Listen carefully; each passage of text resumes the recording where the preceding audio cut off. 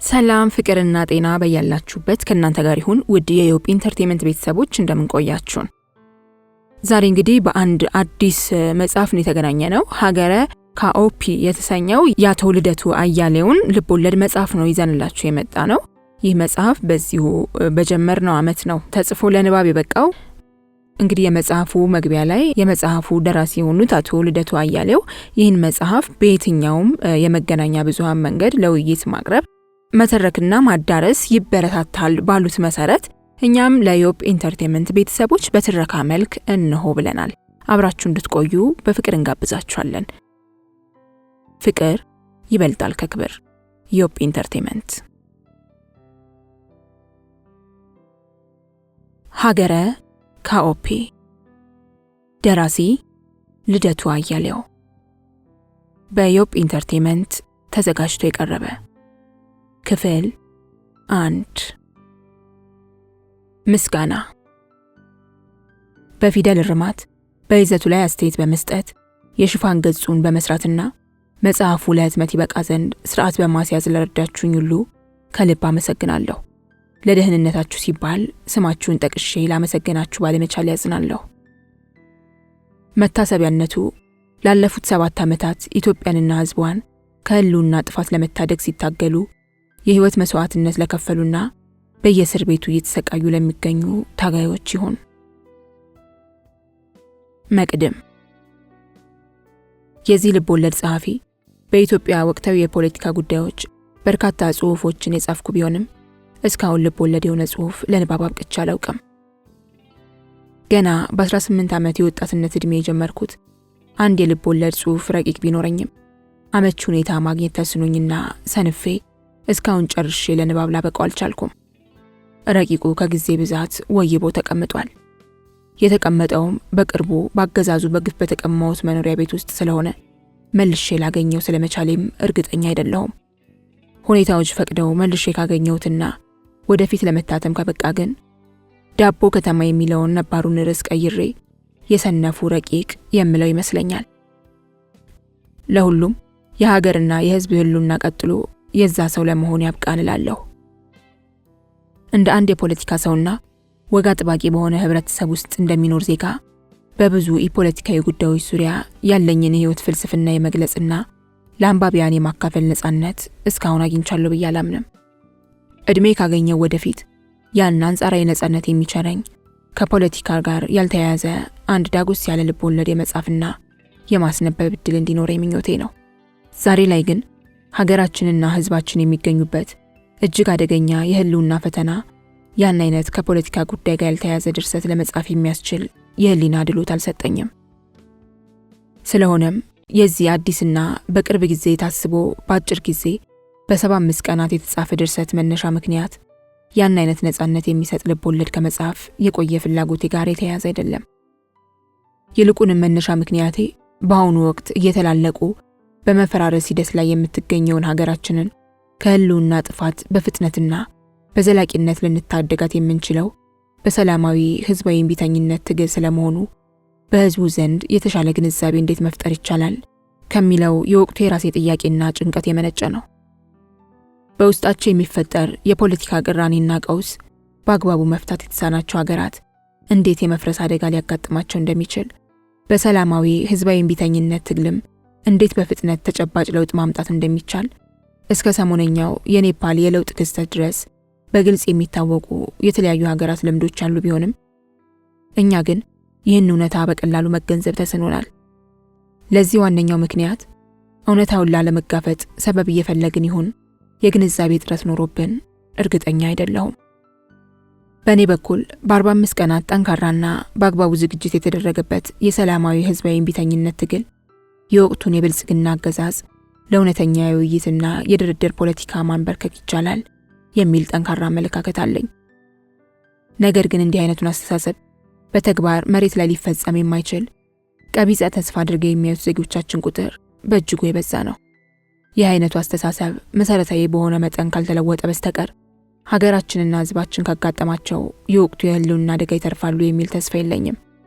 ስለሆነም የዚህ የመጽሐፍ ዋና ዓላማ እንደተለመደው ደረቅ ፖለቲካ ከመጻፍ ይልቅ ፖለቲካ ቀመስ በሆነ ልቦለዳዊ ድርሰት በርዕሰ ጉዳዩ ዙሪያ ከአንባቢያን ጋር እያወጉ የተሻለ መግባባት ለመፍጠር መሞከር ነው። በታሪካችን አይተነው በማናውቀው መጠን በአሁኑ ወቅት ሀገራችንን የገጠማት የህልውና አደጋ እጅግ ከባድና ፈጣን መፍትሄ ሊሰጥ የሚገባ ነው። ምክንያቱም ከፊታችን እየመጣ ያለው የአደጋ ግፋላ ከተቃዋሚ ኃይሎችና ከህዝቡ የወቅቱ ቀርፋፋ የትግል እንቅስቃሴ በላይ እጅግ ፈጣን ነው። አዝጋሚው ትግላችን ከዚህ ተምዘግዛጊ የአደጋ ግፋላ በላይ መፍጠን ካልቻለ በስተቀር ህልውናችን ከጥፋት የመዳን ዕድል አይኖረውም ባይ ነኝ። በአጭሩ ይህ ድርሰት ሰላማዊ ህዝባዊ እምቢተኛነትን በበቂ ዝግጅት አቀጣጥሎ እንዴት በአጭር ጊዜ ለአሸናፊነት መብቃት እንደሚቻልና ለዘላቂ ውጤት የሚያበቃ የሽግግር ሂደት እንዴት ማካሄድ እንደሚቻል ግልጽ አቅጣጫ ለመጠቆም ታስቦ የተጻፈ የትግል ሰነድ ነው።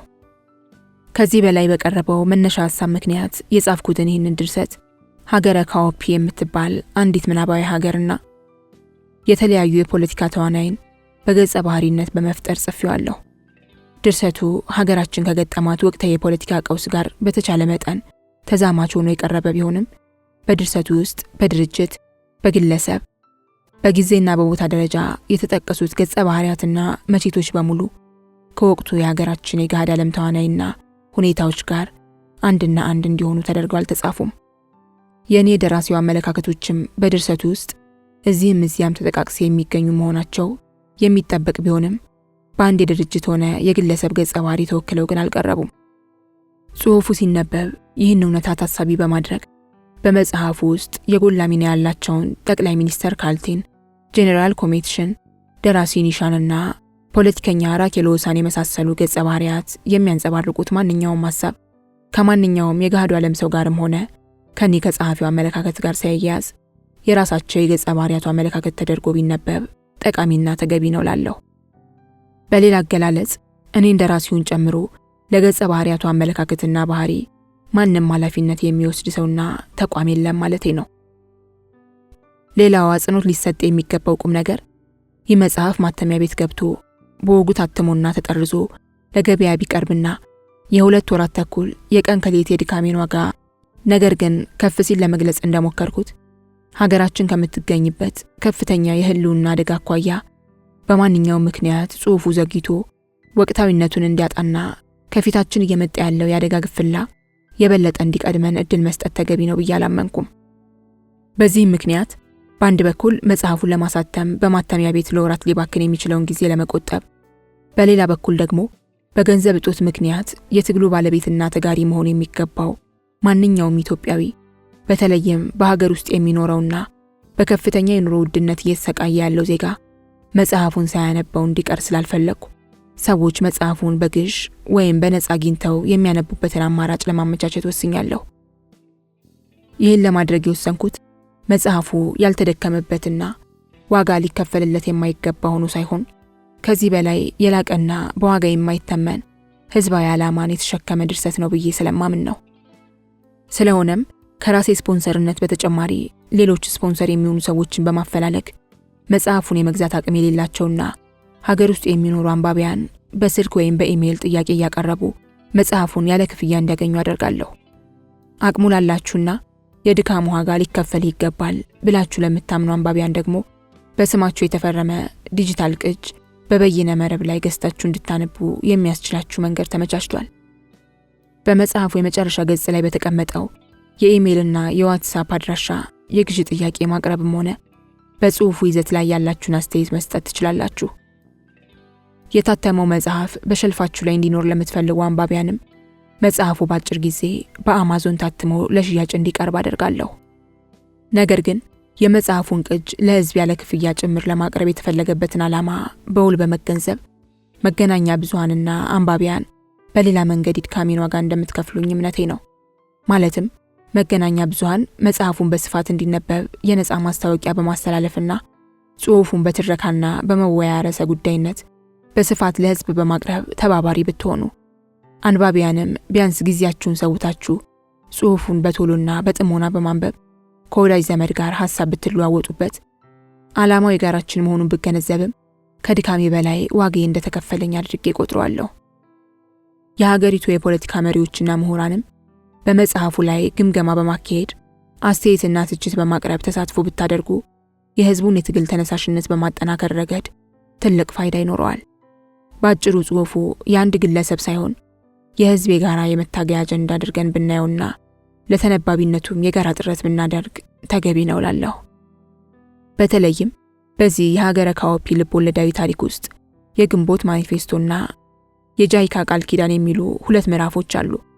እነዚህ 2 ምዕራፎች ከወቅቱ የሀገራችን የፖለቲካ ሁኔታ ጋር በተያያዘ በሰላማዊ ህዝባዊ እምቢተኛነት ትግል እንዴት ተደርጎ በ45 ቀናት ውስጥ አገዛዝን ማንበርከክ እንደሚቻልና ውጤታማ የሽግግር ሂደት እንዴት ማካሄድ እንደሚቻል የሚያመላክቱ ሰነዶች በመሆናቸው በልዩ ሁኔታ ትኩረት አግኝተው ውይይት እንዲካሄድባቸው በዚህ አጋጣሚ በታላቅ አጽንኦት እጠይቃለሁ። በተለይም የሀገራችን የፖለቲካ ኃይሎች ከወቅቱ የሀገራችን ተጨባጭ ሁኔታ ጋር የሚያዛመድ ማሻሻያ አድርገው ሰነዶቹን በመነሻ ሐሳብነት ሊጠቀሙባቸው ይገባል ብዬ አምናለሁ። በመጨረሻም ማንኛውም ሀገርና በሀገሩ ላይ በሰላም የመኖር ህልውና እንዲኖር የሚፈልግ ኢትዮጵያዊ ዜጋ ሁሉ ይህን መጽሐፍ ጊዜ ወስዶ በጥሞና እንዲያነበውና የሀገራችን ሁኔታ እንዳይመለስ ሆኖ ከቁጥጥር ውጭ ከመሆኑ በፊት ምን ማድረግ እንዳለበት ፈጣንና የማያዳግም ውሳኔ ላይ እንዲደርስ በአክብሮት እጠይቃለሁ። በተለይም ሁኔታዎች ባሉበት እንደሚቀጥሉ በማሰብ በዛሬዋ ኢትዮጵያ ሀብት ንብረት ለማፍራት ደፋ ቀና የምትሉ ስግብግብ የሀገራችን ባለሀብቶች፣ የያዛችሁት ስልጣን ዘላለማዊ መስሎ የሚታያችሁ የወቅቱ የብልጽግና አምባገነን ባለስልጣናት፣ በተናጠል ትግል ለድል እንበቃለን ብለን በማሰብ በመባዘን ላይ የምንገኝ ግብዝ የተቃዋሚ ድርጅት መሪዎች መጽሐፉን በጥሞና በማንበብ ከሀገረ ካኦፒያን ልቦለዳዊ ታሪክ የየበኩላችንን ተሞክሮ ሳይመሽብን ለመቅሰም እንድንሞክር በትህትና ጠይቃለሁ። መልካም ንባብ። ልደቱ አያሌው 2018 ዓ.ም። ምዕራፍ 1 እንተዋወቅ። ኦሊንጎ ኮሜትሽ እባላለሁ። ለእናትና ለአባቴ ብቸኛ ልጅ ሆንኩ። የ41 ዓመት ጎልማሳ ነኝ።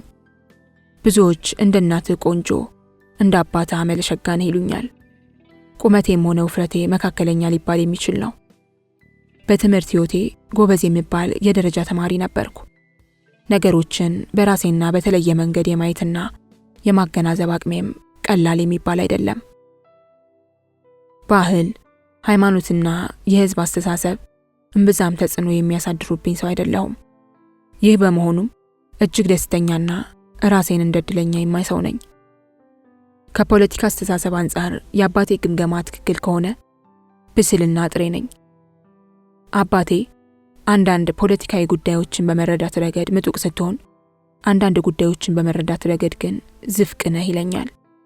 በእርግጥ ይሄ የኔ ብቻ ሳይሆን የአብዛኛዎቹ የሀገረ ካኦፒ ልሂቃን አስተሳሰብ መገለጫ ባህሪ ይመስለኛል።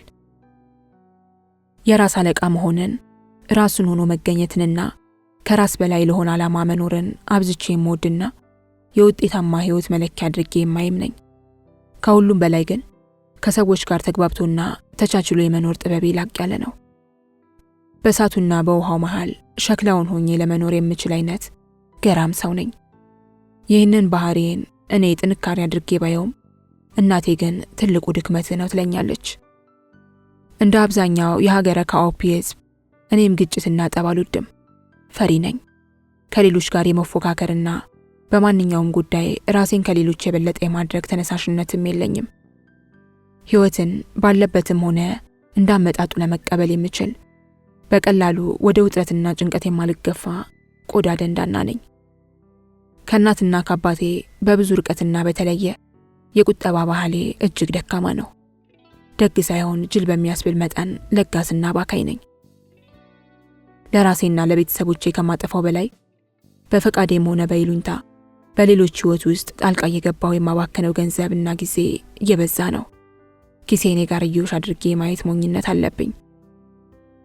ከዓመታት በፊት በሀገረ ካኦፒ የምኖር የሀገረ ካኦፒ ዜጋ ነበርኩ። አሁን ሀገርም ዜግነትም የለኝም። የጀርመን ሀገር ጥገኛ ነኝ። ከቀድሞዋ ሀገሬ ከወጣው 8 ዓመት፣ በስደት ወደ ጀርመን ከመጣው ደግሞ 7 ዓመት እንደሆነኝ ተነግሮኛል እንጂ ስላለፈው የ7 ዓመት ህይወቴ የ7 ደቂቃም ያህል ትውስታ የለኝም። ከ8 ዓመት በፊት እናትና አባት ቆንጆዬ ሚስትና 2 የሚያምሩ ወንድ ልጆች ነበሩኝ። አካሌም ሙሉ ነበር። ሚስቴ ፌሮን ሎሞን 2 ጊዜ የሀገሯን የቁንጅና ውድድር አሸንፋ ሚስ ሀገረ ካኦፒ ለመባል የበቃች ውብ ሴት ነበረች። በመልክ ብቻ ሳይሆን በአስተሳሰብና በባህሪም የላቀ ስብዕና ነበራት። የትልቁ ልጄን የዲሞቲስን 10ኛ ዓመት የልደት ቀን በዓል ማክበራችን ትዝ ይለኛል። ልጄ ዲሞቲስ ሲያድግ የሀገረ ካኦፒ ብሔራዊ እግር ኳስ ቡድን ተጫዋች መሆን የሚመኝ የሊዮኔል መሲ ኃይለኛ አፍቃሪና ደጋፊ ነበር። መልኩ እንደ እናቱ የተዋጣለት ቆንጆ ነው። በባህሪ ግን ወደ እኔ ያዘነብላል ባይ ነኝ። ሁለተኛው ልጄ ጄኒን 5 ዓመት ሞልቶት እንደነበር አስታውሳለሁ። ቁርጥ እኔን የሚመስል ሳቂታና ንቁ ልጅ ነበር። ከኔ መለየትና መራቅ ስለማይወድ ወደ ሥራ ለመሄድ ስፈልግ በጓሮ በር ተደብቄ ወጣ እንደነበር አስታውሳለሁ። አሳሳቁ፣ ኮልታፋ አነጋገሩና አሯሯጡ ሁሉ አሁን በጋድ የማየው ያህል ትውስቴ ውስጥ ታተሟል። አባቴ ኮሜት ሽረሽ የታወቀ ባለ 5 ኮከብ የጦር ጀነራል ነበር። ከድሃ ቤተሰብ የተወለደና ከ18 ዓመቱ ጀምሮ ሙሉ ዕድሜውን በውትድርና መስክ ሲያገለግል የኖረ ሀገር ወዳድ ሰው ነው። የላቀ የወታደራዊ ሳይንስ ዕውቀት ያለው የሀገሪቱ የከፍተኛ የክብር ኒሻን ተሸላሚና በመጨረሻም የሀገረ ካኦፒ የመከላከያ ሚኒስተር ለመሆን የበቃ ውጤታማ ሰው ነው። ከሁሉም በላይ ለሕዝብ ጥቅም ተቆርቋሪነት ያለው አድሎንና ሙስናን አብዝቶ የሚጠየፍ ጨዋ ሰብዕና ያለው ሰው ነበር። እናቴ ኬንት ሰለሞን በሀብታም ቤተሰብ ውስጥ ያደገች በኢኮኖሚክስ 2ኛ ዲግሪ ያላት የሀገረ ካኦፒ የነጋዴዎች ማህበር ፕሬዚደንት በመሆን ከ10 ዓመታት በላይ ያገለገለችና በሀገሪቱ ፖለቲካም ንቁ ተሳትፎ የምታደርግ ተዋጊና ተጽዕኖ ፈጣሪ ሰው ነበረች። የምትተዳደረው በንግድ ስራ ሲሆን አንድ በስሩ ከ500 በላይ ዘመናዊ የጭነት ማመላለሻ ተሽከርካሪዎች ያሉት ግዙፍ የትራንስፖርት ድርጅትና የ5 ስመጥር ዓለም አቀፍ ሆቴሎች ባለቤት ነበረች። የሀገሪቱ ከፍተኛ የሥራ ፈጣሪ ባለሀብት በመባል የ4 ጊዜ ዋንጫ አሸናፊ ለመሆን የበቃች ውጤታማ የንግድ ሰው ነበረች። የታዋቂ ባለስልጣንና የታዋቂ ባለሀብት ልጅ በመሆኔ በቀድሞዋ ሀገረ ካኦፒ ያደግኩት በቅንጦትና በድሎት ነበር። ለአቅመ አዳም ደርሼ የዩኒቨርሲቲ ትምህርቴን ካጠናቀቅኩ በኋላም የራሴን የንግድ አማካሪ ድርጅት አቋቁሜ የምሰራና ከፍተኛ ገቢ የነበረኝ ባለሙያ ነበርኩ። ባለቤቴ ፌሮንም የተማረች ከፍተኛ ሀብትና ንብረት ከቤተሰቦቿ በውርስ ያገኘች በመሆኗ እኔና እሷ በሀገሪቱ አሉ ከሚባሉ ባለሀብቶችና ልሂቃን ተርታ ለመሰለፍ የበቃን ነበር። ይህ ሁሉ ግን ዛሬ ላይ ታሪክ ሆኗል። አሁን የራሴ ሀገርና ዜግነት የሌለኝ የሰው ሀገር ጥገኛ ነኝ። ሀብትና ስራ የሌለኝ የነተብኩ ድሃም ሆኛለሁ። እናት፣ አባት፣ ሚስትና ልጅ የሌለኝ ብቸኛ ሰውም ነኝ። ምክንያቱም በውል ባላውቅም የግራ እጄም ተቆርጦ አካለ ጎዶሎ ሆኛለሁ። ለምን ይህ ሁሉ ሆነ? አባትና እናቴ የት ናቸው? ሚስቴና ልጆቼስ የት ገቡ? የግራ እጄ እጅግ ውድ ከሆነውና ከአልማዝ ከተሰራው ቀለበቴና ከሮሌክስ ሰዓቴ ጋር ይጠፋ? እንዴትና ለምን ከሀገረ ካኦፒ ወጥቼ ራሴን እዚህ ጀርመን ሀገር ድሃና ብቸኛውኝ ያገኘሁት? ከሌሎች ቤተሰቦቼ ሁሉ ተለይቶስ አጎቴ ሻለቃ ኦንላይን እዚህ ጀርመን ሀገር እንዴት ሊኖር ቻለ? የእነዚህን ሁሉ ጥያቄዎች መልስ እስካሁን አላውቅም። አሁን የምኖረው ከፍራንክፈርት ከተማ ወጣ ብላ በምትገኘውና ሩዘልሳይም በምትባል ትንሽዬ ውብና ንጹህ መንደር ነው። ከጥንታዊው የኦፔል የመኪና ፋብሪካ አቅራቢያ በምትገኝ አነስተኛ አፓርትመንት በአንዲት ጠባብ ስቱዲዮ ክፍል ውስጥ እኖራለሁ። ከአንድ ጠባብ አልጋ፣ ባለ 2 መቀመጫ የምግብ ጠረጴዛ፣ አነስተኛ ፍሪጅና ጥቂት የምግብ ማብሰያ ቁሳቁሶች፣ ትንሽዬ ቴሌቪዥንና አንድ ላፕቶፕ ኮምፒውተር በስተቀር ሌላ ጥሪት የለኝም። በባንክ አካውንቴ ውስጥ ያለኝ የገንዘብ መጠንም 1850 ዩሮ ብቻ ነው። ላለፉት 7 ዓመታት በገጠመኝ የአእምሮ መቃወስ ምክንያት የማስታወስ ችሎታዬን አጥቼ ነው የኖርኩት።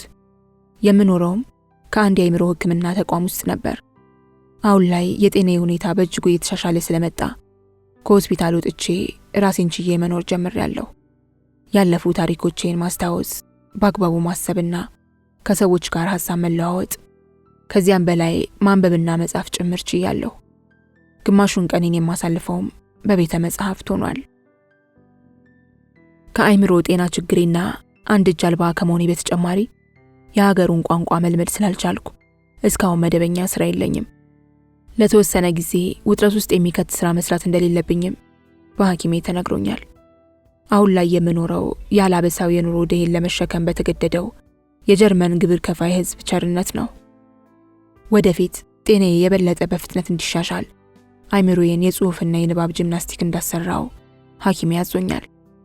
ይህን የሐኪሜን ትዕዛዝ አንድ ቁም ነገር ብሰራበት ብዬ በማሰብ እኔና የቀድሞ ሀገረ ካኦፒ ያሳለፍንበትን ውጣ ውረድ በጽሑፍ ላስነብባችሁ ፈለግኩ። ከ8 ዓመታት በፊት ስለነበረው የሀገረ ካኦፒ ታሪክ የራሴን ንባብና ትውስታ እማኝ አድርጌ ከ8 ዓመታት ወዲህ ያለውን ክስተት ደግሞ ያጎቴ ሻለቃ ኦንላይንን የመረጃ ምንጭነት ተጠቅሜ ልጽፍና ላስነብባችሁ ወደድኩ። የመኖሪያ ክፍሌ ጠባብ ብትሆንም ወደ ባልኮኒ ወጣ ስል ግን በሰፊ ዓለም ውስጥ እንደምኖር ይሰማኛል። ከፊት ለፊት ያሉት መኖሪያ ቤቶች ቁመታቸው እኔ ከምኖርበት አፓርትመንት ያጠረ በመሆኑ እስከ አድማሱ ጥግ ድረስ ከፊት ለፊቴ እይታዬን የሚያውቅ ግርዶሽ የለም።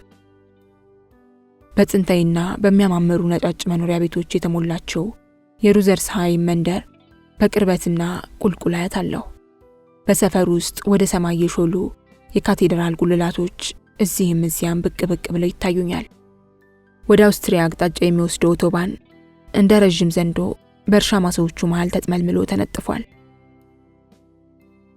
እንደኔው ባልኮኒያቸው ላይ መቀመጥ የሚወዱ ጥቂት ጀርመናውያን ጡረተኞች በቅርብ ርቀት ይታዩኛል። የእነዚህ ጡረተኞች አንዱ ስራ የበጎ ፈቃደኝነት የፖሊስ አገልግሎት ነው። በአካባቢው ጸጉረ ልውጥ ሰው ካዩ ወይም ህገወጥ ድርጊት ሲፈጸም ከታዘቡ ለፖሊስ ደውሎ ማሳወቅ የተለመደ የዕለት ተዕለት ተግባራቸው ነው። መንግስትና ህዝብ አንድ ነው የሚባለው የተለምዶ አባባል በተግባሩን ሆነ ያየሁት እዚህ ጀርመን ሀገር ነው። በተሰደረ ሀገር የሚኖሩ ስርዓት ያላቸው ዜጎች ኃላፊነታቸውን እንዲህ በበጎ ፈቃደኝነት የሚወጡ ናቸው። ሁሉም ዜጋ ህግ አክባሪ ከመሆኑም በላይ ህግ አስከባሪ፣ ሰላይና መረጃ ቀባይ፣ ጥበቃና የጽዳት ሰራተኛ ሆኖ ያየሁት በጀርመን ነው። ሰንደቅ ዓላማ ከማውለብለብና ብሔራዊ መዝሙር ከመዘመር በላይ ሀገር ወዳድነት በተግባር ምን ማለት እንደሆነ የገባኝም አሁንና እዚህ ነው።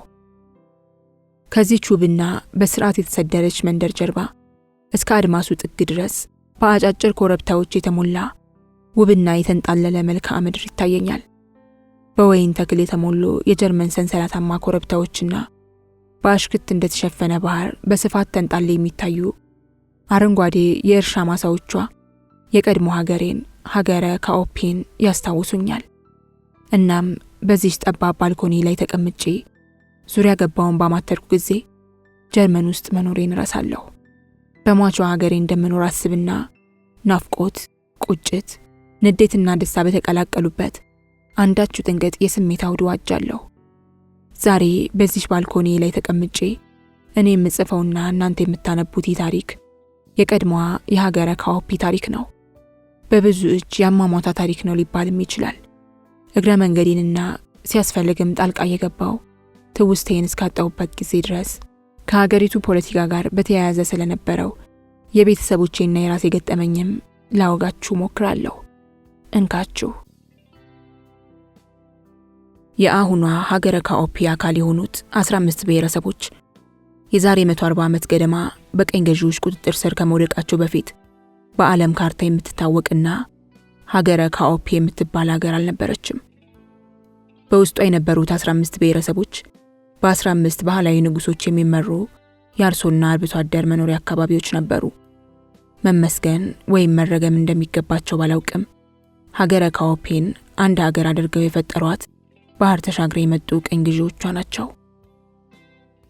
በእርግጥ ሀገረ ካኦፒ በሆነ ምክንያት በቀኝ ገዢዎች ስር ባትወድቅም ኖሮ በተለየ ስም፣ ቅርጽና ይዘት ሀገር ሆና መፈጠሯና የዓለም አካል መሆኗ አይቀርም ነበር። ወዶም ይሁን ተገዶ በአሁኑ ወቅት የአንድ ሉዓላዊ ሀገር አካል መሆን እንደቻለው የዓለም ህዝብ ሁሉ የሀገረ ካኦፒ ህዝብም የዓለም አካል መሆኑ አይቀርም ነበር። ምናልባትም ቅኝ ገዢዎች ባይመጡ ኖሮ ከነሱ መምጣት በፊት ከአሁኗ የሀገረ ካኦፒ ዋና ከተማ ከማዮ ተነስቶ በአካባቢው መስፋፋት ጀምሮ የነበረው የካኦፒ ብሔረሰብ ንጉስ የራሱን ሀገር ሊፈጥር ይችል ነበር። ምክንያቱም እንደ አውሮፓ የቀድሞ መሪዎች በጦረኛነቱና በተስፋፊነቱ የሚታወቀው ገናናው የካኦፒ ብሔረሰብ ንጉሥ ፌዞን ካሃኒ ከ15ቱ የአሁኖቹ የሀገረ ካፒዮ ብሔረሰቦች ውስጥ 5ቱን በኃይል ወሮ በመያዝ በስሩ አስገብሯቸው ነበር። ቅኝ ገዢዎች ሲመጡ ማዮ የሀገረ ካኦፒ ማዕከል ሆና መቀጠል የቻለችውም በአጋጣሚ ሳይሆን ሀገራዊ ቅርጽ ለመያዝ የተቃረበ መንግስታዊ ስርዓት በንጉሥ ፌዞን ካሃኒ አማካኝነት በዙሪያዋ መፈጠር ጀምሮ ስለነበር ነው። ስለዚህ ቅኝ ገዢዎች ባይመጡም ኖሮ በምስራቅ አፍሪካዊቷ ጥንታዊ ሀገር በኢትዮጵያ ሲሆን እንደታየው በቀኝ ገዢዎች ሳይሆን በራሱ የመስፋፋትና የመዋሃድ ሂደት የተፈጠረና ከአሁኗ ሀገረ ካኦፒ የሰፋ ወይም የጠበበ ሀገር መፈጠሩ አይቀርም ነበር። ሀገረ ካኦፒ ከ70 ዓመት ቅኝ ግዛት በኋላ ሀገር ሆና ስትፈጠር ግን በንጉሶች ሳይሆን ከፊል ወታደራዊ ከፊል ሲቪል በመሰለ መንግስትና በፕሬዝደንት የምትመራ አንድ ሀገር ሆነች። ከቅኝ ግዛት በኋላ ስልጣን ለመያዝ የበቁት አብዛኞቹ የፖለቲካና የወታደራዊ መሪዎቿም በቅኝ ግዛቱ ዘመን አማጺ የነበሩ የነጻነት ታጋዮች ናቸው። በቅኝ ግዛት ዘመን በቢሮክራሲው ውስጥ ይሰሩ የነበሩና በቀኝ ገዢው ሀገር ተምረው የመጡ ምሁራንም በስፋት የአዲሱ መንግስት አካል ሆነዋል። የፖለቲካ ማዕከሉ ዋና መናኸሪያ በማዮና በዙሪያዋ ስለነበር በማንኛውም የሀገረ መንግስት ግንባታ ሲሆን እንደታየው የኔን አባት ጨምሮ በዚህ አካባቢ በስፋት የሚኖረው የካኦፒ ብሔረሰብ ልሂቃን በሀገረ ካኦፒ መንግስት ውስጥ በስፋት ተሳታፊና ተጽዕኖ ፈጣሪ ለመሆን በቅተዋል። በተወሰነ ደረጃም የሌሎች የካኦፒ ብሔረሰብ አዋሳኝ የሆኑ የሁለት አናሳ ቁጥር ያላቸው ብሔረሰቦች ልሂቃን በመንግስት መዋቅር ውስጥ የተሻለ የተሳትፎ ዕድል አግኝተዋል።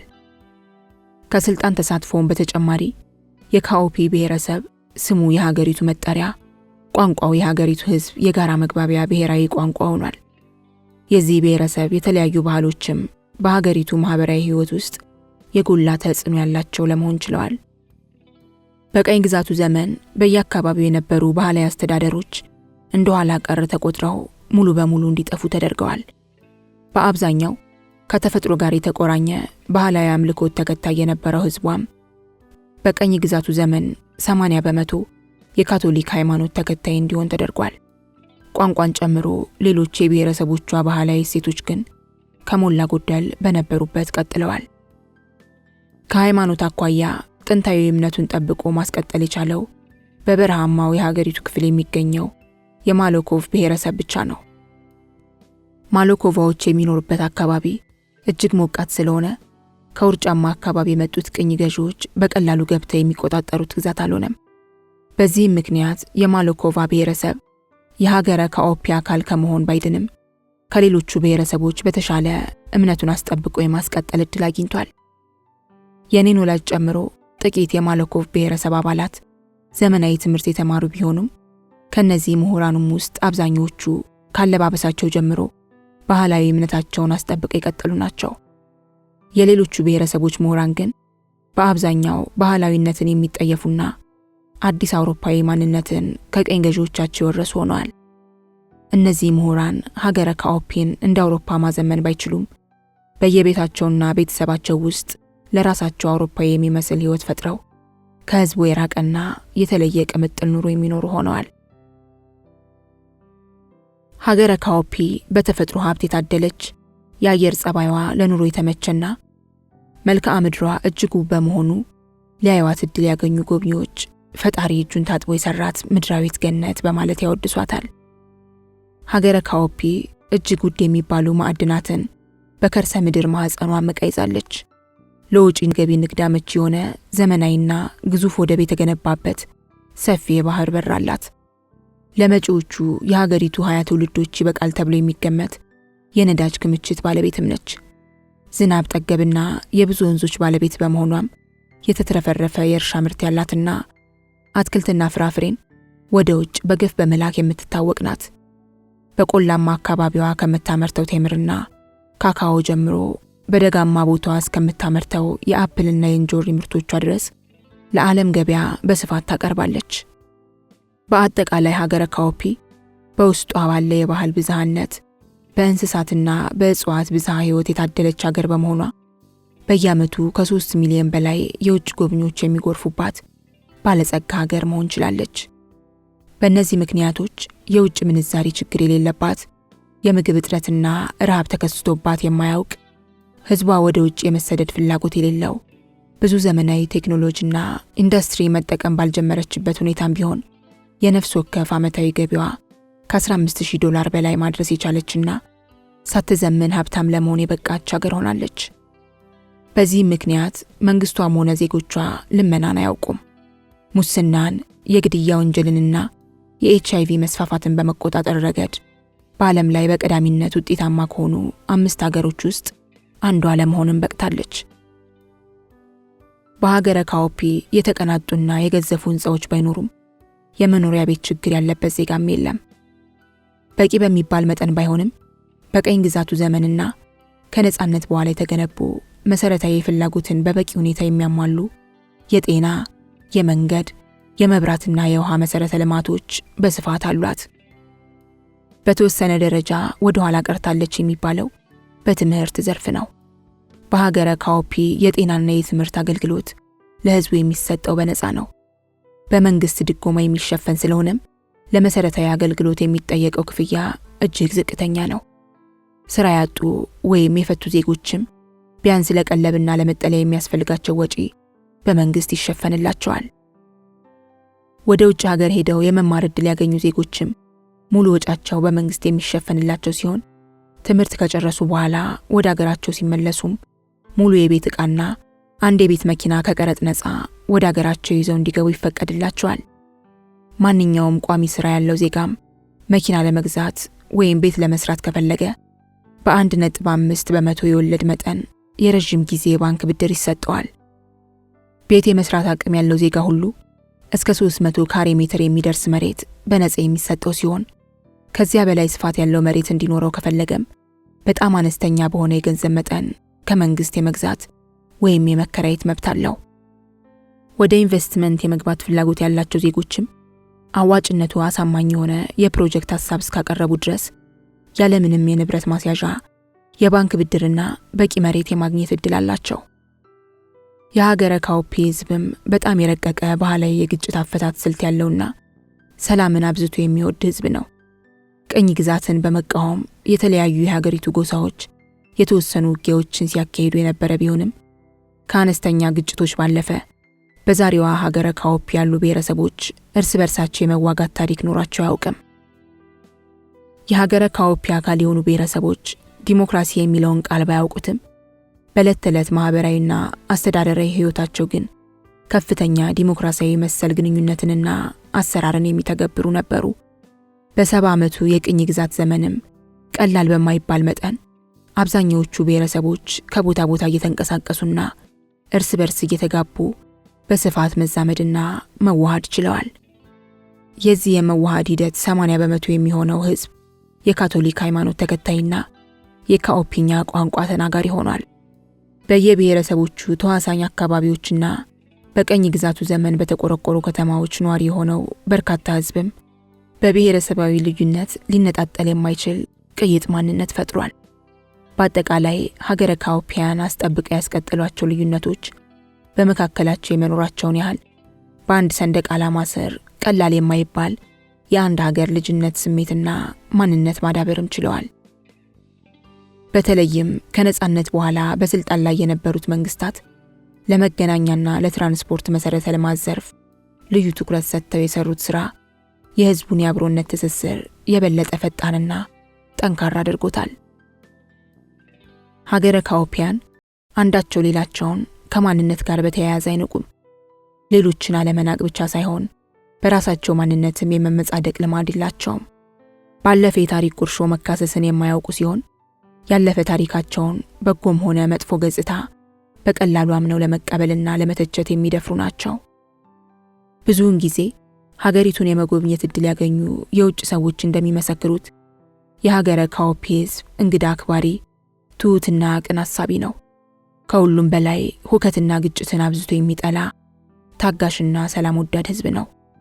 አብዛኛው ህዝብ ቀልድ አዋቂ ከመሆኑ ባለፈ እንኳን እርስ በርስ የመጋጨት የመሰዳደብና ኃይለ ቃል የመለዋወጥ ባህሪም የሌለው ነው። ሀገረ ካኦፒያን ብዙውን ጊዜ ድክመት ተደርጎ የሚነገርባቸው፣ ለእድገት የመፎካከር ተነሳሽነት የሌላቸው፣ ከጊዜ ጋር መሽቀዳደም የማይወዱና ቀጠሮ አክባሪ አለመሆናቸው ነው። አንዳንድ ተቺዎች ሀገረ ካኦፒያን በተፈጥሮ ሀብት ባይታደሉ ኖሮ ይህ ጊዜን ያለማክበርና ፉክክርን ያለመውደድ ባህሪያቸው የዓለም የድሆች ሁሉ ድሃ ያደርጋቸው ነበር ይላሉ። ሀገረ ካኦፒ ነፃነቷን አግኝታ ሀገር ሆና ከቀጠለች በኋላ ሀገረ ካኦፒያውያን አዲስ የጋራ ማንነት ለመፍጠር የቆየ የማንነት ልዩነቶቻቸውን ማጥፋት አላስፈለጋቸውም። አዲስ የጋራ ማንነት በመፍጠራቸውም ሆነ ነባር ማንነታቸውን አስጠብቀው በማስቀጠላቸው ደስተኞች ናቸው። ለጊዜና ለእድገት ብቻ ሳይሆን ለማንነትና ለስልጣን የበላይነትን መፎካከርን አይወዱም። ከዚህ ባህሪያቸው ጋር በተያያዘ በሀገሪቱ ብሔረሰቦች መካከል የጎላ የበላይነትና የበታችነት ስሜት አልተፈጠረም። ብሔረሰባዊ ማንነትና የፖለቲካ ስልጣን እስከ ቅርብ ጊዜ ድረስ በሀገሪቱ የፖለቲካ ህይወት ውስጥ ዋና የግጭት ምክንያትና ምንጭ ሆኖ አያውቅም። ከሀገሪቱ ብሔረሰቦች ውስጥ ባህሉን፣ ቋንቋውንና ሃይማኖቱን ጠብቆ ከመቀጠልም ባለፈ ከሌሎች ጎሳዎች ጋር ትርጉም ያለው ውህደት ያልፈጠረው በረኸኛው የማሎኮቫ ብሔረሰብ ብቻ ነው። እሱም ቢሆን ከሁለት አዋሳኝ ብሔረሰቦች ጋር ያለው ግንኙነት በብዙ ጉዳዮች ጥብቅ ትስስር ያለው ነው። የኔን እናት ጨምሮ ዘመናዊ ትምህርት የመማር ዕድል ያገኙና በንግድ ሥራ ላይ የተሰማሩ የብሔረሰቡ ተወላጆች ግን ወደ ሀገሪቱ ከተሞች በስፋት በመግባት ከሌሎች ብሔረሰቦች ጋር እየተጋቡ በስፋት ለመዋሃድ በቅተዋል። በሀገሪቱ ፖለቲካ ያላቸው የተሳትፎ ፍላጎት ዝቅተኛ ቢሆንም በንግድ ሥራ ላይ ያላቸው ሚና ግን ከሁሉም የላቀ ነው። ምዕራፍ 3 የአቅጣጫ ፍለጋ መዋተት። ልማት ወይስ ጥፋት? አብዛኞቹ ከቅኝ ግዛት ነፃ የወጡ ሀገሮች ከነፃነት በኋላ ይዘው መቀጠል የመረጡት የቅኝ ገዢዎቻቸውን የእድገት መንገድ ነበር። የተወሰኑትም በሌሎች ሀገሮች አዋጭ ሆኗል የተባለንና ከቅኝ ገዢዎቻቸው የተለየን መስመር በተወሰነ ደረጃ ለመከተል ሞክረዋል። ለራስ ሀገራዊ ሁኔታ የሚጣጣምን የእድገት መስመር ከራሳቸው ዕውቀት አፍልቀውና ተመራምረው በአግባቡ መከተል የቻሉት ግን በጣት የሚቆጠሩ ናቸው። ከቅኝ ግዛት ነፃ የወጡ ሀገራትን ከድህነት አዙሪት በቀላሉ እንዳይወጡ ያደረጋቸው አንዱ ምክንያትም ይኸው ከፖሊሲ ጥገኝነት ነፃ ያለመውጣታቸውና የራስን አቅጣጫ በራስ መተለም ያለመቻል መዋቅራዊ ድክመት ነው። ሀገረ ካኦፒም ከቅኝ ግዛት ነፃ ከወጣች በኋላ በአቅጣጫ ፍለጋ ስትዋትት ትኖራለች። በአማካኝ በየ10 ዓመቱ አንድ ጊዜ አንድ የውጭ አስተሳሰብ እየመጣ ሲያምሳት ኖሯል። ሀገሪቱ በብዙ ጉዳዮች ለነበራት ልዩ ባህሪና ማንነት የሚስማማ የራሷን የእድገት አቅጣጫ መቀየር የሚችል የፖለቲካ አመራር በቀላሉ ማግኘት አልቻለችም። ሀገረ ካኦፒ ነፃ ሀገር ሆና በተመሰረተች ማግስት ዋና ትኩረቷን ያደረገችው እንደ ሌሎቹ ነፃ የወጡ ሀገሮች የልማት ስራን በመስፋፋት ላይ ሆነ። ከሁለተኛው የዓለም ጦርነትና ከትልቁ የአሜሪካ ኢኮኖሚ ውድቀት በኋላ በዓለም ላይ ተጽዕኖ ፈጣሪ ሆኖ የወጣው የኢኮኖሚ ጽንሰ ሐሳብ መንግስታት በሀገራቸው የልማት ስራ ላይ የጎላ ተሳትፎ ሊያደርጉ ይገባል የሚለው የኪኒሺያን አስተሳሰብ ነበር። አሜሪካኖች በአውሮፓ ያካሄዱትና ማርሻል ፕላን በመባል የሚታወቀው የመልሶ ግንባታ ጥረት ውጤታማ መሆንም ከቀኝ ግዛት ነፃ የወጡ ኋላ ቀር ሀገሮች በፍጥነት በልማት ማደግ አለባቸው የሚል አዲስ ተነሳሽነትን ፈጥሮ ነበር። በዚህ ምክንያት የሀገረ ካኦፒም ዋና ትኩረት ልማትን በዘመቻ መልክ በመላ ሀገሪቱ ማስፋፋት ሆነ። የሀገሪቱ መንግስት በነዳጅና በማዕድን ሽያጭ በቀላሉ የሚያገኘውን ከፍተኛ ገንዘብ ትልልቅ የከተማ መንደሮች፣ የባቡር መስመሮች፣ አውራ ጎዳናዎች፣ የኃይል ማመንጫና የመስኖ ግድቦች በመገንባት ላይ ያውለው ጀመር። ይህ የልማት ሥራ መስፋፋት የህዝቡን ትስስር በማጠናከርና ኢኮኖሚውን በማሳደግ ረገድ ከፍተኛ አዎንታዊ ሚና የተጫወተ ቢሆንም በሩቅ ጊዜ ሊያስከትል ስለሚችለው አሉታዊ ተጽዕኖ ለመመርመር የሚሞክር አካል ግን አልነበረም። ልማት የሁሉም ነገር አልፋና ኦሜጋ ተደርጎ በመታየቱ በወኔና በዘመቻ የሚካሄድ ተግባር ሆነ። በእርግጥ የወቅቱን የልማት ዘመቻ ለመተቸት የሚሞክሩ ጥቂት ምሁራን በሀገሪቱ ነበሩ። ከነዚህ ምሁራን ውስጥ ባህሉንና ማንነቱን አስጠብቆ ማስቀጠል ከቻለው ከማኮሎቫ ብሔረሰብ የተወለደውና በጸረ ቅኝ ግዛት ትግሉ ወቅት የነወሌ ሶይንካ ወዳጅ የነበረው ታዋቂውና ወዛጋቢው ደራሲ ኒሻ ሳምቢ አንዱ ነበር። ደራሲ ኒሻ ግዙፍ፣ አብዝቶ የጠቆረ የቆዳ ቀለም ያለውና ታዋቂውን የፊልም ተዋናይ ሞርጋ ፍሪማንን የሚመስል ዠርጋዳ ቁመና ያለው ሰው ነው።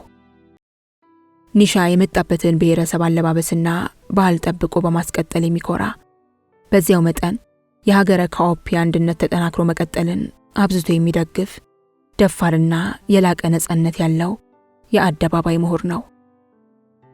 ደራሲ ኒሻ በወቅቱ የአብዛኛውን ሕዝብ ድጋፍ አግኝቶ የነበረውን የልማት ሥራ መስፋፋት ከመተቸትም አልፎ አጥብቆ የሚቃወም፣ ይህንን አወዛጋቢ ተቃውሞውንም እንዲህ በማለት አምርሮ የሚገልጽ ምሁር ነበር።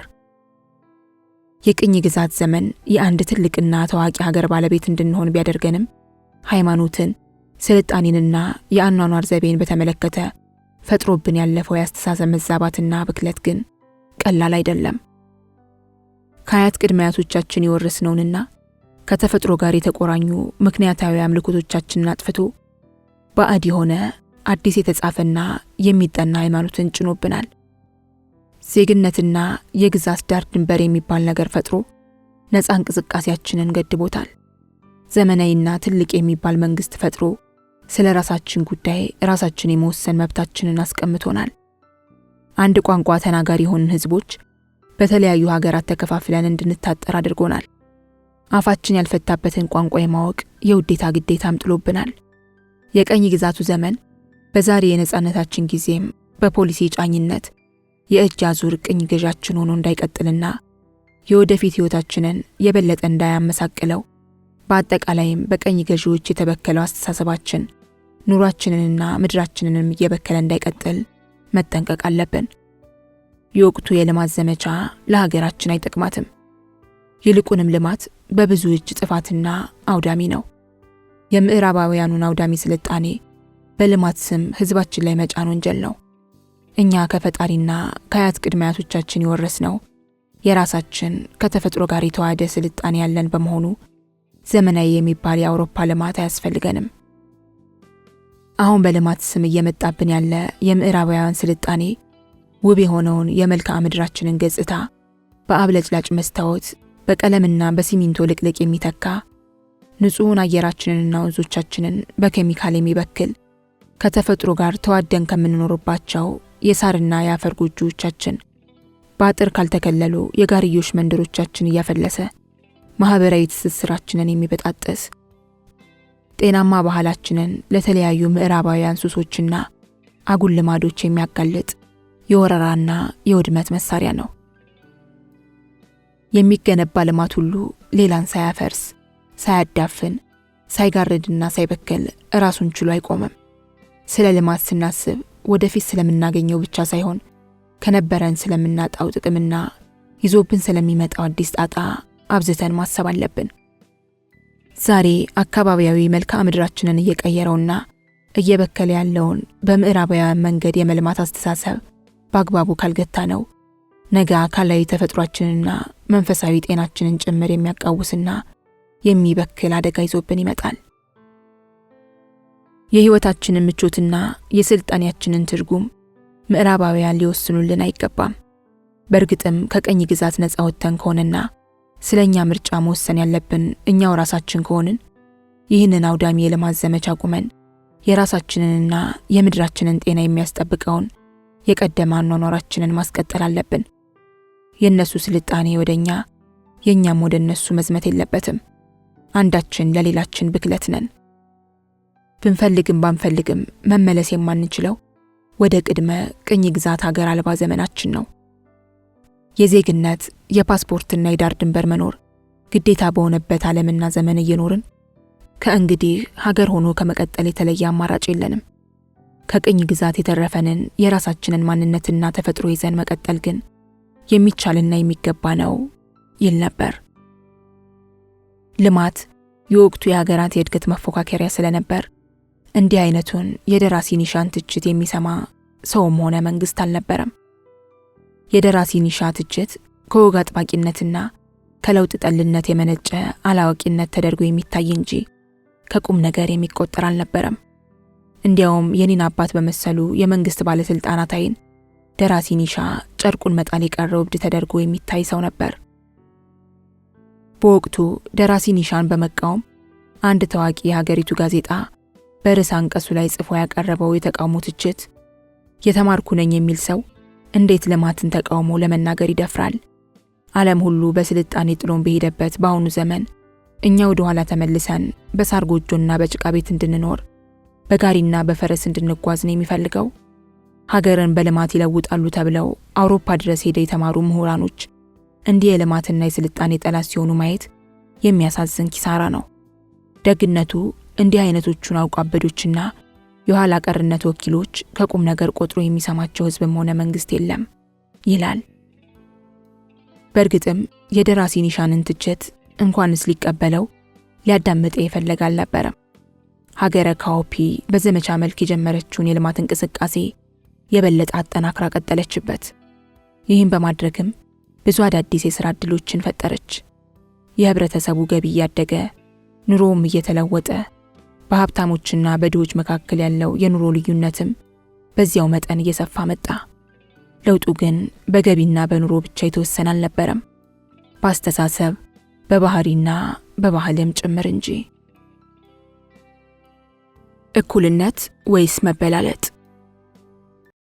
ከ1950ዎቹ ጀምሮ በርካታ ከቅኝ ግዛት ነፃ እየወጡ የነበሩ ሀገራት በፋሽን መልክ ሶሻሊዝምን ለመቀበል ሲሽቀዳደሙ ታይተዋል። ለዚህ ዝንባሌ መፈጠርም በየሀገራቱ ማቆጥቆጥ የጀመረውን የካፒታሊዝም እድገት ተከትሎ የመጣው የኑሮ ደረጃ ልዩነት የፈጠረው መደባዊ መሰል ቅራኔ አንድ ምክንያት ነበር። በወቅቱ ቼኩቬራንና ሆቺሚኒን የመሳሰሉ የሶሻሊዝም አቀንቃኞች የብዙ ሀገራት ወጣቶችን የሚያሳብድ የአብዮት ፋሽን ፈጥረው ነበር። ይሁንና የሀገረ ካኦፒን ወጣቶች ከሌሎች ሀገር ወጣቶች በተለየ ሶሻሊዝም ቀልባቸውንም ብዛም አልሳበውም ነበር። ዘግየት ብሎ ግን በርካታ የውጭ ሀገር የትምህርት ዕድል ያገኙ ተማሪዎች ትምህርታቸውን እያጠናቀቁ በገፍ ወደ ሀገራቸው ሲመለሱ 1970ዎቹ መጀመሪያ አካባቢ ነገሮች እየተለወጡ መጡ። ከውጭ መጥተው የዩኒቨርሲቲ መምህራን በሆኑ ምሁራን ቅስቀሳና ግፊት ምክንያት የሀገረ ካኦፒ ዩኒቨርሲቲ ተማሪዎችም ወደ ሶሻሊስታዊ ስርዓት የመግባት ጥያቄ ማቀንቀን ጀመሩ።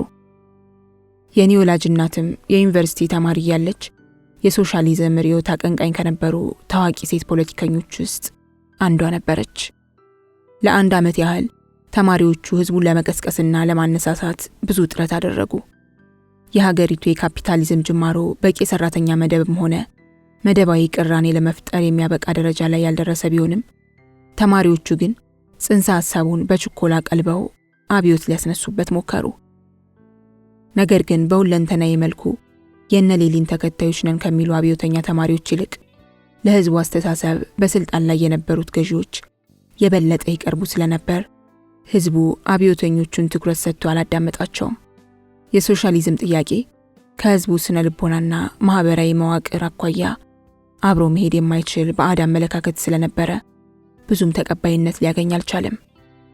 የሀገረ ካኦፒ መንግስትም ተቃውሞውን የሚታገስ ለዘብተኛ መንግስት ስለነበር የተማሪዎቹ ጥያቄ በሌሎች ሀገሮች ሲሆን እንደታየው ምንም አይነት የደም መፋሰስ ሳያስከትል ከጥቂት ዓመታት በኋላ በቀላሉ መርገብ ቻለ። በወቅቱ በሀገረ ካኦፒ ዩኒቨርሲቲ የሥነ ጽሑፍ ዲፓርትመንት ዲን ሆኖ ይሰራ የነበረው ደራሲ ኒሻ ሶሻሊዝምን አምርረው ከተቃወሙት ምሁራን መካከል አንዱና ዋናው ነበር። ደራሲ ኒሻ በወቅቱ የዩኒቨርሲቲው ተማሪዎች ሶሻሊዝምን በሚመለከት በሚያካሂዱት ውይይት ላይ የተገኘ የሚከተለውን አይነት ትችት ያቀርብ ነበር። የሀገራችን ተማሪዎች የምትሰሩትን አታውቁም። የተበከለ አእምሮ ይዛችሁ ህዝቡንና ሀገሩን ለመበከል እየጣራችሁ ነው። የህዝባችሁን ችግር የሚፈታ መፍትሄ ከራሳችሁ አእምሮ ከማፍለቅ ይልቅ ምዕራብ ወይም ምስራቅ አውሮፓ ድረስ እየሄዳችሁ የማታውቁትን ርዕዮተ ዓለም መቀላወጥ ያምራችኋል። እንዲህ አይነቱ የተዛባ አስተሳሰብ ከምዕራቡ ዓለም ከቀዳነውና የኛ ካልሆነው የትምህርት ስርዓታችን ብልሹነት የመጣብን ጣጣ ነው። አእምሮአችንን ማሰልጠን የሚገባን ራሳችን አስበን ለራሳችን የሚበጅ መፍትሄ እንዴት ማፍለቅ እንዳለብን ለመመራመር መሆን ሲገባው ሌሎች ያሰቡትን የመኮረጃ ጉልባህል አዳብረናል። ዘመናዊ ወይም መደበኛ የትምህርት ስርዓት የሚባል ነገር ባልነበረበት በጥንቱ ዘመን እንደነበሩት እንደነ ሶቅራጥስና ኮንፋሽየስ አይነት ታላላቅ ፈላስፋዎችን ዛሬ ላይ መፍጠር ያልቻልነው በአሁኑ ወቅት በኩረጃ የትምህርት ስርዓት ራሳችንን አስረንና አጥረን በማስቀመጣችን ነው። ተማሪዎቻችንን ምን አዲስ ነገር አስባችሁ ፈጠራችሁ ብለን መጠየቅ ሲገባን ምንጫችሁ ማንና ምንድነው እያለን ማጣቀሻ በመጠየቅ እያስጨነቅን ፈጣሪ ሳይሆን ኮራጅ ትውልድ እያመረትን ነው። ይህ አካሄድ የራሳችን ሀገር በቀል የእድገት መስመር እንዳይኖረን የሚቀይድ እግረ ሙቅ ሆኖብናል። ከተፈጥሮ በተጻራሪ ሰውን እኩል አደርጋለሁ የሚል ሶሻሊስታዊ አስተሳሰብ ባዶ ቅዠት ነው። እንኳንስ በየአይነቱ የራሱ የቆየ ጠንካራ እምነትና ባህል ባለው ህዝብ በየትኛውም በላቀ የስልጣኔ ደረጃ ላይ ደርሻለሁ በሚል አውሮፓዊ ህዝብ ተፈጻሚ መሆን የማይችል የፈጣሪና የፍጡር ተጻራሪ አስተሳሰብ ነው። ከመውለድና ከመሞት በስተቀር የሰው ልጅ እኩል ሆኖ አልተፈጠረም፣ ወደፊትም እኩል ሊሆን አይችልም። የተፈጥሯችን ልዩ ውበትም ልዩነትና መበላለጥ ነው። ስራ፣ እድገት፣ ለውጥም ሆነ እርካታ ሊኖር የሚችለው ልዩነት፣ መበላለጥና ሞት ጭምር ሲኖር ነው። ያለ እነዚህ የተፈጥሮ ሁኔታዎች እኩልነት የሚባል ጽንሰ ሐሳብ ትርጉም የለውም። ፈጣሪን የሚክድ ብቻ ሳይሆን ተፈጥሮን የሚጻረር እንዲህ አይነት የተሳሳተ አእምሮ ለኛ አይበጀንም። እኩልነት በዋናነት ታላቅና ታናሽ የመሆን እድል ነው። ይህ እድል በጥረት በተፈጥሮ ወይም በእድሜ ለሁሉም ያላድሎ እኩል የተሰጠ ጸጋ ነው። እጅግ ረቂቅና ውስብስብ የሆነውን የፈጣሪንና የተፈጣሪን ዓለም ወደ ቁንጽል ቁስ አካላዊ እኩልነት አወርዳለሁ ብሎ የሚጥር ሶሻሊስታዊ አስተሳሰብ የትም ሊደርስ አይችልም። ውድ ጊዜያችሁን በከንቱ አታጥፉ። ሶሻሊስታዊነት በወረቀት ላይ ሲታይ እኩል አይደለንምና እኩል መሆን ይገባናል ብለው ለሚያስቡ ሰነፎችና ድሆችን እጅግ የሚያስጎመጅ ግን ደግሞ ምኞት ሆኖ ከመቅረት የማያልፍ አስተሳሰብ ነው። ሶሻሊዝም ሐሳቡን ቀልበው የሚያቀነቅኑ ብልጣብልጦች ወደ ስልጣን በመውጣት የበለጠ ጨካኝና ጨቋኝ እንዲሆኑ እድል ከመፍጠር ያለፈ ፋይዳ የለውም። እነ ማርክስና ሌኒን የጻፉትን ቅዠት ስታሊንና ማኦ መሬት ላይ ሊተገብሩ ሲሞክሩ ለፍጅት በዳረጉት ከ65 ሚሊዮን በላይ የሆነ ህዝብ እልቂት የሶሻሊዝም እድገት ወደ እኩልነት ሳይሆን ወደ ፋሺዝም መሆኑ በገሃድ ታይቷል። በሶሻሊዝም ሊመጣ የሚችል እኩልነት ካለ እኩል ተጨቋኝና እኩል ድሃ መሆን ነው። ሶሻሊዝም በማይፈታ የቅራኔ ግጭት አዙሪት ውስጥ ገብተን የበለጠ ሰላም እንድናጣና ሁላችንም የመንግስት ጭሰኛ ሆነን እንድንድሃይ ከማድረግ ያለፈ ጥቅም የለውም ይል ነበር። በወቅቱ ደራሲ ኒሻይን በማለቱ ተራማጅ ነን በሚሉ ተማሪዎች ዘንድ በኋላ ቀርነትና በጸረ ለውጥነት ይወገዝ ነበር። የኔ እናትና ደራሲ ኒሻ የአንድ ብሔረሰብ ተወላጅ ቢሆኑም እናቴ ግን ደራሲ ኒሻን በአስተሳሰቡ አምርራ ከመቃወምም አልፋ ትጠላውና ትንቀው ነበር። ደራሲ ኒሻ ሶሻሊዝምን በተመለከተ የሚያቀርበው ትችት ግን በልማት ላይ ያቀርብ ከነበረው ትችት በተለየ ብዙም ተቃውሞ አልገጠመውም። እንዲያውም በአብዛኛው ባህላዊና ሃይማኖታዊ በሆነው የሀገረ ካኦፒ ህዝብ ዘንድ ቀላል የማይባል ድጋፍን አስገኘለት። ደራሲ ኒሻ ሁልጊዜም የሚያቀርባቸው ትችቶች ለወቀሳና ለተቃውሞ የሚያጋልጡት ቢሆንም በሂደት ግን ትውልዱ የሐሳብ አባት አድርጎ የሚያየው የገዘፈ የአደባባይ ምሁር ለመሆን በቅቷል። የወቅቱ የሀገሪቱ መንግስት ብቻ ሳይሆን ሃይማኖታዊ የሆነው የሀገሪቱ ህዝብም የተማሪዎቹን ሶሻሊስታዊ እንቅስቃሴ በቀላሉ ሊቀበለው አልቻለም። በዚህም ምክንያት ሀገሪቱ ከዚያ ብዙ ሀገሮችን ካጥለቀለቀና ወደ ድህነት አረንቋ ከከተተ የሶሻሊዝም የአብዮት ማዕበል ማምለጥ ችላ ያንኑ የጀመረችውን የካፒታሊስታዊ ስርዓት ግንባታ ሂደት መቀጠል ችላለች። በዚህም ምክንያት ሀገሪቱ ከዚያ ብዙ ሀገሮችን ካጥለቀለቀና ወደ ድህነት አረንቋ ከከተተ የሶሻሊዝም የአብዮት ማዕበል ማምለጥ ችላ ያንኑ የጀመረችውን የካፒታሊስታዊ ስርዓት ግንባታ ሂደት መቀጠል ቻለች። የናቀሽ ነው ያገባሽ። ቀደም ሲል ሶሻሊዝምን ማቀንቀን ጀምረው በህዝቡ ዘንድ ተቀባይነት ሳያገኙ የቀሩት አንዳንድ ፖለቲከኞች የሀገረ ካኦፒ ነባራዊ ሁኔታ በጸጋ ተቀብለው መቀጠል አልቻሉም። ስር ነቀል የሚባል አውዳሚ ለውጥ ካልመጣ በስተቀር ባለው ላይ የጨመረና ራሱን እያረመ ሊሄድ የሚችልን የለውጥ ሂደት ማራመድ የተሳናቸው አንዳንድ የትውልዱ አባላት በሶሻሊዝም ምትክ ሌላ የሀገሩን ምሰሶ በመነቅነቅ ህዝቡን ሊያነሳሳ የሚችል አዲስ አጀንዳ ማፈላለግ ጀመሩ። መላውን የዓለም ህዝብ እኩልና መደብ የለሽ እናደርጋለን ሲሉ የነበሩት የግራ ፖለቲከኞች ከዚያ ዓለም አቀፋዊ ርዕዮተ ዓለም በአጭር ጊዜ ተንኮታኩተው በመውረድ ከብሔረሰብ ማንነት ጋር የተያያዘ አዲስ ቅራኔን 1980ዎቹ መጀመሪያ ላይ ማራገብ ጀመሩ። በሀገሪቱ ብሔረሰቦች መካከል የነበሩ የተዛቡ ግንኙነቶችን አጉልቶ በማሳየትና የብሔረሰቦች የእኩልነት ጥያቄን ውስጡን በማራገብ የሀገሪቱን መንግስት በመተናኮል ስራ ላይ ተጠመዱ። በዋናነትም የካኦፒ ብሔረሰብ አባላትን በጨቋኝነት፣ ቀሪዎቹን የሀገሪቱን ብሔረሰቦች ደግሞ በተጨቋኝነት በመፈረጅ አዲስ የቅራኔን ትርክት ማራገብ ጀመሩ።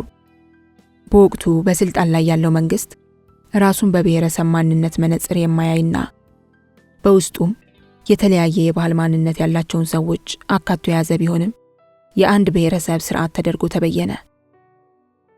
የአብዛኛው የሀገረ ካኦፒ ህዝብ የወቅቱ ፍላጎት የመልካም አስተዳደር መኖር፣ የኑሮ መሻሻልና የሀገር አንድነት ተጠናክሮ መቀጠል ስለነበር ከብሔረሰብ እኩልነት ጋር በተያያዘ የሚነሳው ጥያቄ እምብዛም ትኩረቱን የሚስበው አልሆነም። ህዝቡ እርስ በርስ የመጠላላት፣ የመናናቅና የመፎካከር ባህል የሌለው በመሆኑ በቀላሉ የፖለቲከኞቹ ቅስቀሳ ሰለባ መሆን አልቻለም። መንግስትም ከብሔረሰብ ጋር የተያያዘውን እንቅስቃሴ ጥቂቶች ህዝብን በመንግስት ላይ ለማነሳሳትና ስልጣን በአቋራጭ ለመያዝ የሚሞክሩበት ከንቱ አጀንዳ አድርጎ በንቀት ስላየው እንደ አንድ ሀገራዊ ችግር ቆጥሮ በፖሊሲ ደረጃ ሊያስተናግደው አልሞከረም። ነገር ግን ህዝቡም ሆነ መንግስት ትኩረት ባይሰጡትም አጀንዳው የራሱ መነሻ ምክንያቶች ስለነበሩት በሀገሪቱ የፖለቲካ ቅራኔ ውስጥ ቀስ በቀስ እየተጠናከረ መምጣቱ አልቀረም። በሂደትም ከህዝቡ ነባራዊ ግንዛቤ በሚቃረን ሁኔታና መጠን አጀንዳው በልሂቃኑ ዘንድ ያለው ተቀባይነት እየተጠናከረ መጣ። የሀገሪቱ የፖለቲካ ምህዳር ብቻ ሳይሆን በእኔ ቤተሰቦችም ዘንድ ጉዳዩ የውዝግብ ምንጭ መሆን ጀመረ። የማሎኮቫ ተወላጅ የሆነችው እናቴ የሶሻሊዝም ተከታይ በነበረችበት ወቅት ከድሃ ቤተሰብ ተወልዶ በራሱ ጥረት ለከፍተኛ ወታደራዊ ማዕረግና ስልጣን የበቃውንና የካኦፒ ብሔረሰብ ተወላጅ የሆነውን አባቴን እንደ መደብ ጠላት አታየውም ነበር። ምክንያቱም ከአባቴና ከቤተሰቦቹ ይልቅ እናቴና ቤተሰቦቿ በሀብት መጠን በእጅጉ የላቁ ነበሩ። አዲሱ የብሔረሰብ ፖለቲካ በሀገሪቱ እየተጠናከረ ሲመጣ ግን እናቴ እኛ በማንነታችን ተንቀንና ተረስተን ይኖር ነው በማለት አባቴ ተዋናይ ሆኖ የኖረበትን ስርዓት መተቸት ጀመረች። አባቴ በማን ተናቃችሁ ብሎ ሲጠይቃትም መልሷ በእናንተ ነው የሚል ሆነ። ነገር አክብዶ የማያየው አባቴም የእናቴን አስተያየት አቅልሎ በማየት የሚንቅሽ ሰውን ያገባሽ በማለት በቀልድ መልክ ይመልስላት ነበር። በቤታችን ውስጥ እንዲህ እንደ ቀላል የተጀመረው ይህ የኛና የናንተ ፖለቲካ እያደር እየተጠናከረና በሂደት ወደ የምር ቅራኔነት እየተቀየረ መጣ።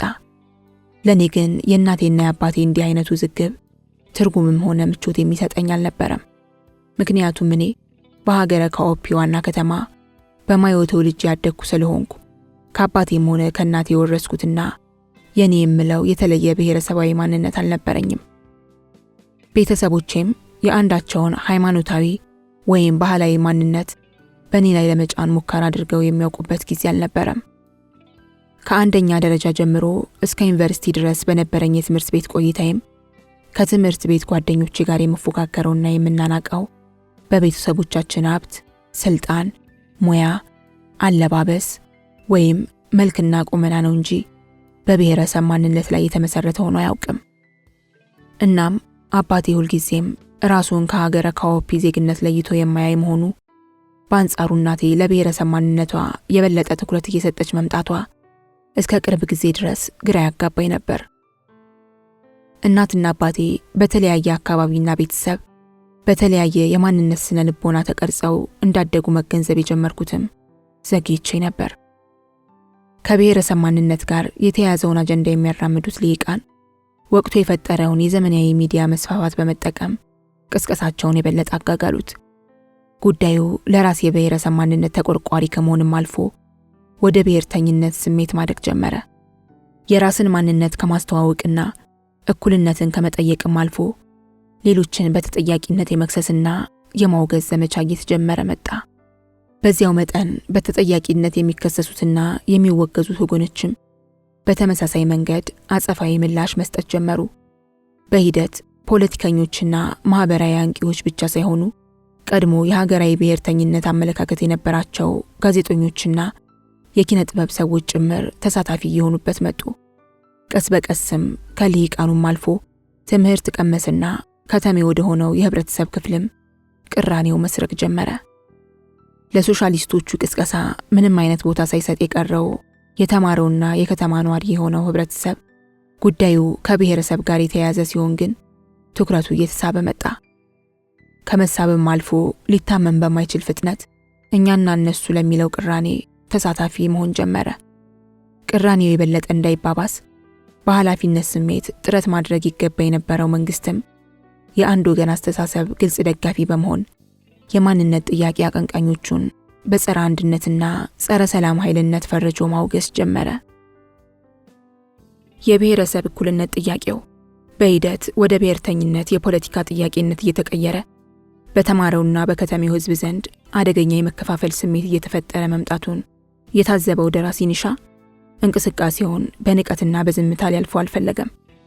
ከአንድ ታዋቂና ተነባቢ የሀገሪቱ ጋዜጣ ጋር ባደረገው አንድ ቃለ መጠይቅ የሚከተለውን ማስጠንቀቂያ መሰል መልእክት አስተላለፈ። በአሁኑ ወቅት በአንዳንድ ምሁራንና ፖለቲከኞች እየተቀነቀነ ያለው የጎሳዎች የእኩልነት ጥያቄ ተንቆ መታለፍ የለበትም። የሀገረ መንግስት ግንባታ ሂደታችን አጓጉል ደረጃ ላይ የተቋረጠ ስለሆነ አነስተኛና መለስተኛ ቅራኔዎችን ከማባባስም ባለፈ ቀድሞ ያልነበረን ቅራኔ ጭምር የመፍጠርና ግጭት የማጫጫር ባህሪ ያለው። ቅኝ ገዢዎች የበደሉን 2 ጊዜ ነው።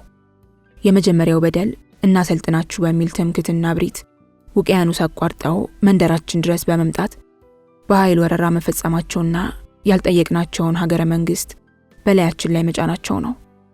ሁለተኛው በደል የጀመሩትን የሀገረ መንግስት ግንባታ ሂደት እንደገና ወደ ኋላ ሊመለስ በማይችል የውህደት ደረጃ ሳያሰምሩት አቋርጠው መሄዳቸው ነው።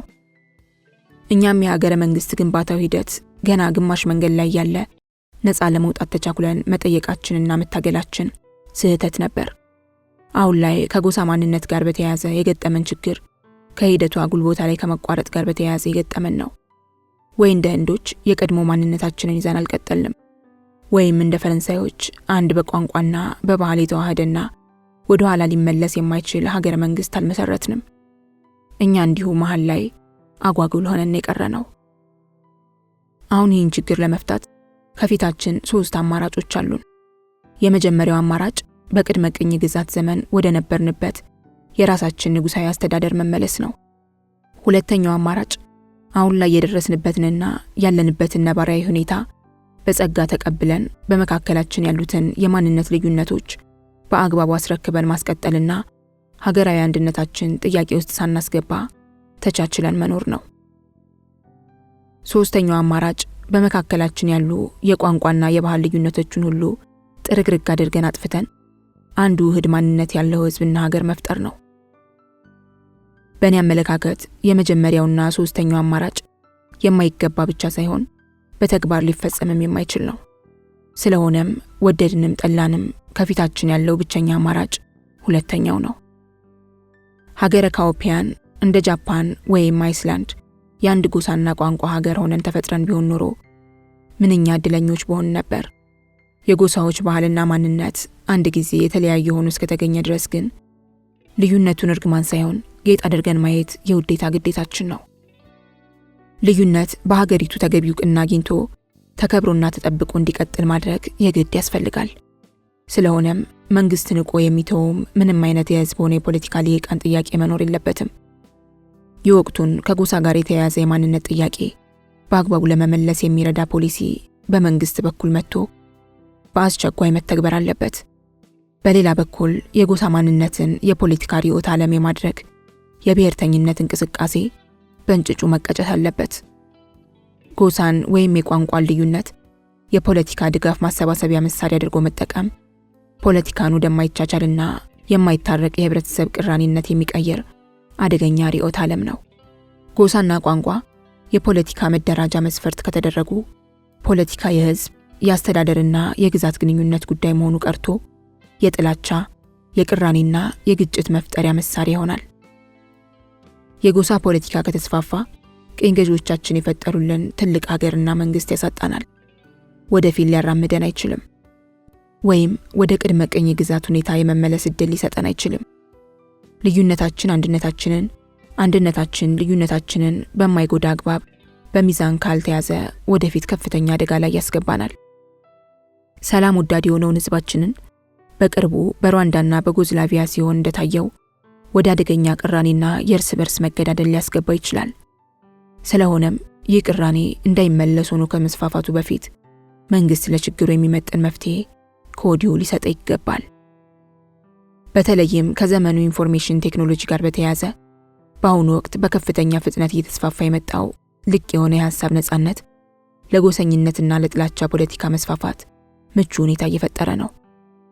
ይህ ከህዝባችን ዝቅተኛ የንቃተ ህሊና ደረጃ ጋር ያልተመጣጠነ ገደብ የለሽ የሐሳብ ነጻነት የወቅቱ የብሔራዊ ደህንነታችን ቁጥር አንድ አደጋ ስለሆነ የህግ ልጓም ሊበጅለት ይገባል አለ።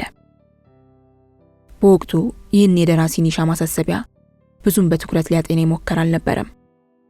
ኒሻ ከሌሎቹ የአገሪቱ ብሔረሰቦች በተሻለና በተለየ ሁለንተናዊ ማንነቱን አስጠብቆ ማስቀጠል የቻለው የማኮሎቫ ብሔረሰብ ተወላጅ ስለሆነ በዚህ ረገድ የሚሰጠውን አስተያየት ከራስ ጠባብ ጎሳዊ አመለካከት የመነጨ አድርጎ ከማየት ባለፈ ሀገራዊ ፋይዳውን ትኩረት ሰጥቶ ለመገንዘብ የሚሞክር የመንግስት አካል አልነበረም።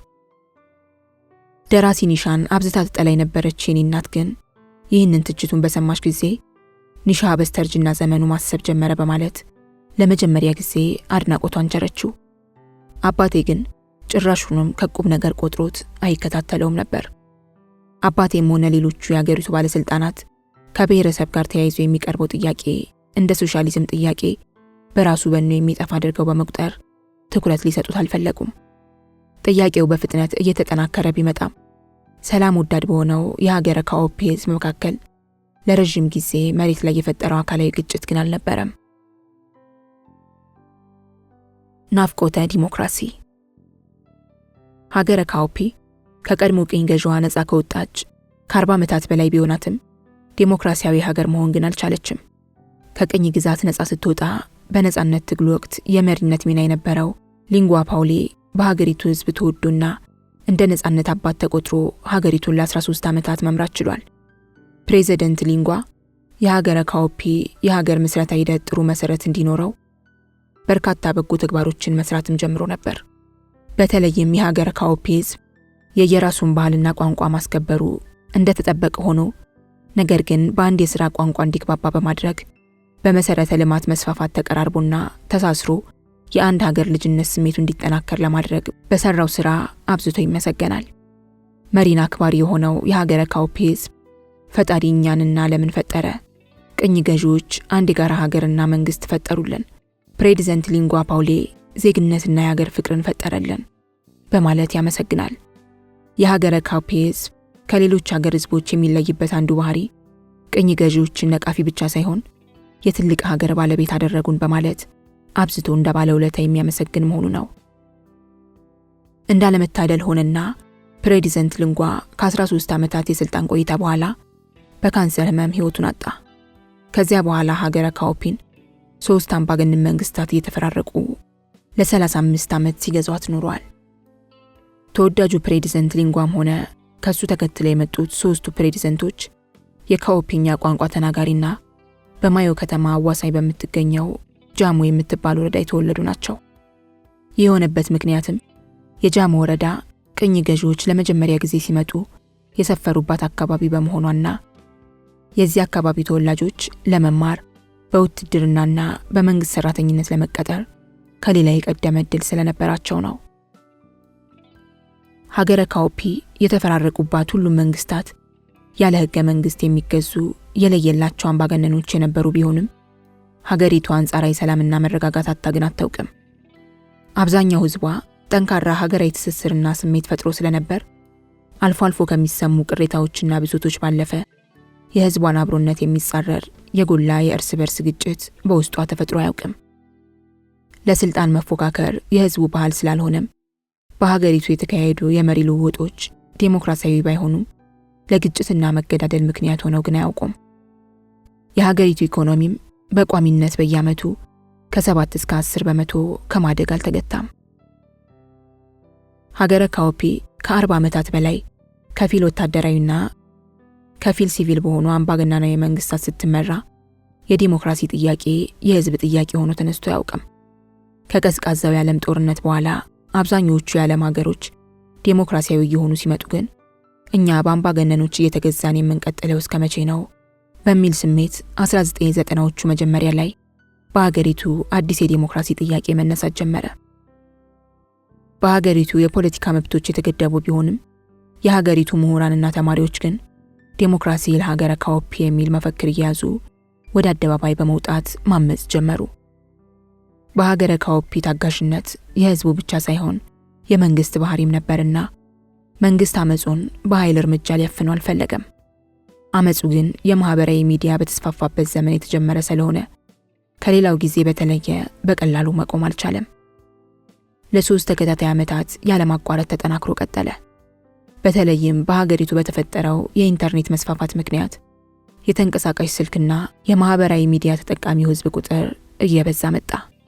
በዚህም ምክንያት አመጹ ካንዱ ከተማ ወደ ሌላው ከተማ እንደ ቋያ እሳት በፍጥነት የተስፋፋ መላውን የሀገሪቱን ከተሞች በአጭር ጊዜ ማጥለቅለቅ ዕድል አገኘ። በወቅቱ በስልጣን ላይ የነበረው የፕሬዝዳንት ክራቫሞ አምባገነን መንግስት ለተወሰነ ጊዜ ትዕግስት ለማሳየት የሞከረ ቢሆንም የአመጽ እንቅስቃሴዎቹ በስልጣኑ ላይ ስጋት እየፈጠሩበት ሲመጡ ግን ከዚያ በፊት ባልተለመደ ሁኔታ አመጹን በህገ ወጥ ወንጀል በመፈረጅ ሰልፈኞችን በግፍ ማሰርና መግደል ጀመረ። በስልጣን ላይ ያለው መንግስት አመፀኞቹን የበለጠ ለማሰርና ለመግደል ቢሞክርም አመጹ ግን ከመብረድ ይልቅ የበለጠ ከቁጥጥር ውጭ እየሆነ መጣ። ለተከታታይ ወራትም ተጠናክሮ ቀጠለ። መንግስት ሀገሪቱን አረጋግቶ ማስተዳደር የማይችልበት ሁኔታ ስለተፈጠረ ተደጋጋሚ የአስቸኳይ ጊዜ አዋጆችን ለማውጣት ተገደደ። በዚህ ጊዜ በወቅቱ የሀገሪቱ መከላከያ ሚኒስትር የነበረው ጀነራል ካልቲሊ ጋማኖ የሀገሪቱ ፕሬዝዳንት ክራቫሞ ሀገሪቱን በአግባቡ ማስተዳደር አልቻለም፣ የህዝቡ የዲሞክራሲ ጥያቄም ተገቢ መልስ ማግኘት አለበት በማለት በሀገሪቱ ታሪክ ለመጀመሪያ ጊዜ መፈንቅለ መንግስት አካሂዶ ስልጣን ያዘ።